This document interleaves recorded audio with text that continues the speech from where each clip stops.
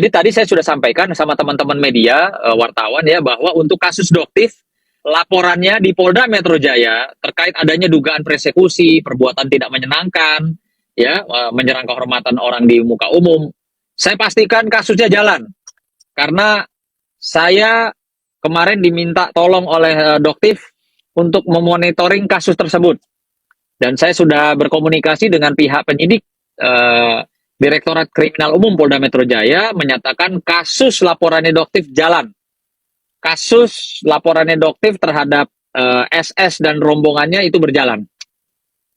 Karena kalau ngomong jujur, saya pribadi dari awal ya begitu mengetahui Doktif ini apa namanya dipersekusi seperti itu di hadapan banyak orang di sosial media maupun di tempat umum, kan itu kejadiannya TKP tempat umum ya. Saya sangat-sangat menyayangkan gitu loh. Sebenarnya sangat tidak setuju dengan adanya perbuatan tersebut. Perlu diketahui suami dari Doktif ini adalah pengacara senior yang kebetulan memang beliau adalah kawan baik saya, ya. Maka saya juga sampai sempat ngomong, Bang, kalau sampai istri saya dipersekusi seperti itu rame-rame sama orang, mungkin saya duluan, Bang, malam itu yang masuk penjara, Bang. Bukan si pelakunya, saya duluan yang masuk penjara mungkin. Pasti saya sikat. Karena keterlaluan gitu loh. Udah nggak manusiawi lah. Orang dicegat, nggak boleh naik mobil, ya. Orang dikata-katain sama banyak orang rame-rame begitu. Apa kayak begitu? Udah ngerasa kebal hukum, udah ngerasa hebat kali. Nggak boleh kayak begitu, ya. Nggak boleh. Makanya tadi saya juga bilang tuh sama pengacaranya, Bang Petrus, itu nggak boleh itu orang dipersekusi Doktif kok kayak apa gitu loh. Di tempat umum, didatengin rame-rame, diserang, apa kayak gitu. Ya, jadi saya pastikan nih teman-teman ya, saya akan kawal terus juga kasusnya Doktif yang melaporkan sebagai korban persekusi, penyerangan ya di muka umum. Itu saya pastikan kasusnya berjalan. Jangan merasa punya uang, nggak ada urusan. Kita banyak lihat kok ya. Udah nggak zamannya sekarang rasa banyak uang, rasa kebal hukum udah nggak zamannya. Banyak tuh di berita-berita kan, di rumahnya ditemukan emas berkilo-kilogram, duit ratusan ribu dolar. Ketangkep aja kalau salah. Ya, jadi nggak ada. Justru saya malah ketawa kalau ada orang yang merasa agak kaya sedikit terus, wah kasarnya seruduk kanan, seruduk kiri itu nggak mikir-mikir bahwa ada hukum gitu loh.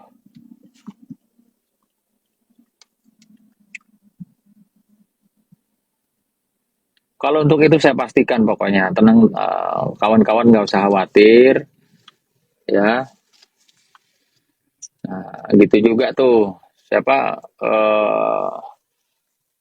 pengacara pengacara yang mencoba membangun opini publik, menggiring-giring opini, mendikte penyidik harus ada tersangka lainnya, klien saya harus dijadikan tersangka, klien saya diduga sindikat. Emang dia siapa nuduh-nuduh orang sindikat? Emang klien saya pernah dihukum sebagai sindikat satu organisasi kejahatan. Hati-hati kalau bicara. Anda juga pengacara itu harusnya memberikan edukasi hukum sama kliennya. Kasih tahu sama kliennya, Bu, Ibu ini merekam-rekam diam-diam tanpa izin, ya kan? Itu ada pasal pidananya Undang-Undang ITE, Bu. Ancaman hukumannya 10 tahun. Dendanya 800 juta. Gitu dong kalau pengacara. Jangan cuma ngoceh-ngoceh aja bilang, ini harus ada tersangka lagi. Selain NM dan Mail. Ini sindikat. Sindikat mana? Sindikat mana? Jangan asal bunyi lah. Itu loh. Basement aja.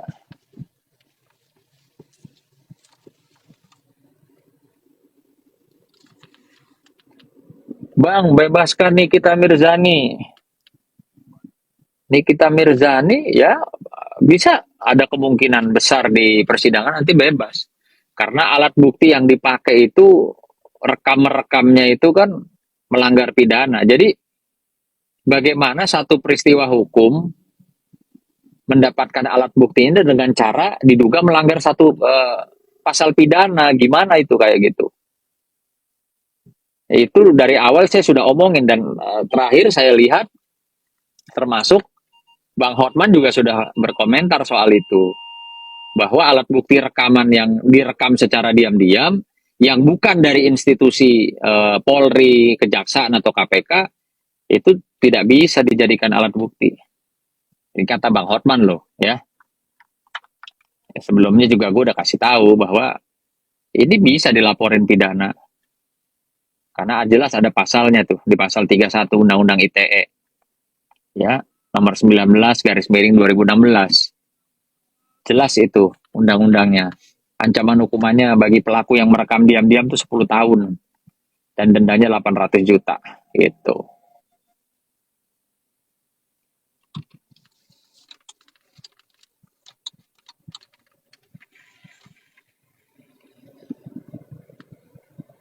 Bang, THR, kita lagi nggak bahas THR ya.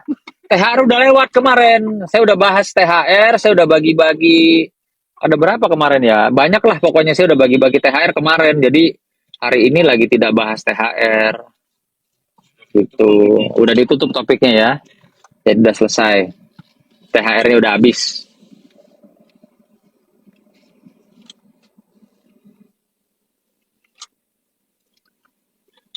Ya, nanti makanya saya lihat ini. Ketika klarifikasi ya dari lisannya langsung. Ini Lisa bukan Lisanya Blackpink loh ya. Saya tadi pagi bukan teleponan sama Lisa Blackpink. Saya teleponan sama Lisa yang sekarang lagi viral ya.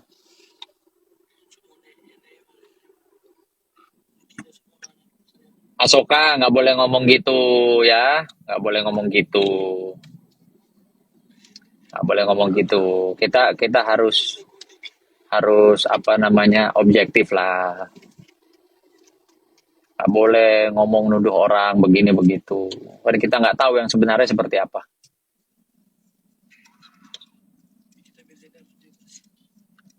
Nikita Mirzani harus bebas. Ya, kalau saya jadi hakimnya saya bebasin karena dia teman saya dan dia speak up untuk apa namanya masyarakat ya.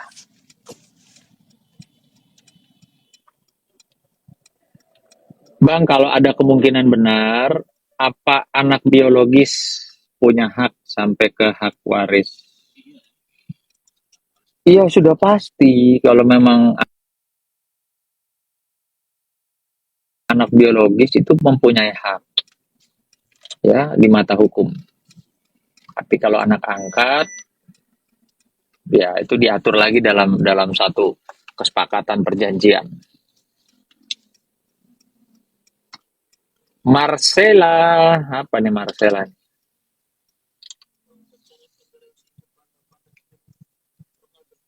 Apa sih saya bingung dari nggak di Instagram, nggak di TikTok. Orang tuh pada nanya sama saya tuh panda, panda, panda. Panda tuh apa sih? Panda binatang yang dari Cina? Atau Kung Fu Panda yang film kartun terkenal itu? Atau apa? Saya tuh nggak ngerti. Orang pada bilang, Bang Sunan, itu panda begini, panda begini. Panda apa? Lagi pula kalau kalau perumpamaan ada panda, saya ini macan.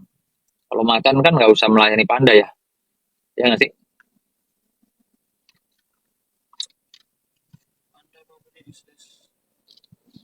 Saya nggak tahu itu siapa ya. Saya nggak tahu dia siapa sih. Emang ada di dunia ini apa di dunia maya ada panda-panda apa gitu loh. Saya sih nggak kenal.